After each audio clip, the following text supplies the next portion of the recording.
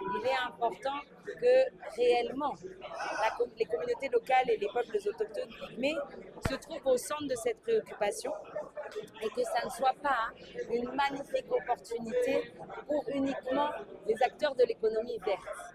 Et notre souci est vraiment de s'assurer que dans la mise en œuvre, non seulement les communautés vont être informées, consultées et vont pouvoir consentir au type de projets qui vont avoir lieu, mais qu'au-delà du simple consentement, elles vont pouvoir être acteurs de cette économie verte et s'autonomiser par les opportunités que ce couloir va créer.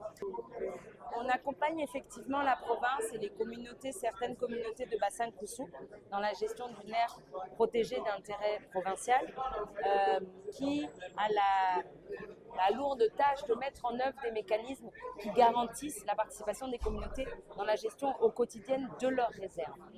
Le couloir vert, on attend de voir comment ça va se traduire par des opportunités concrètes. Une des inquiétudes qu'on a, c'est que les communautés ne puissent pas avoir des projets qui soient éligibles aux allégements fiscaux. Et donc, une des craintes, c'est que la conception même des projets qui vont être encouragés par ce couloir vert-là ne soit pas conçue en partant des communautés. Il faudra vraiment qu'on soit capable de garantir que secteur privé préoccupé par le profit soit au même niveau que les initiatives qui vont partir de nos coopératives, de nos associations. L'enjeu va être là.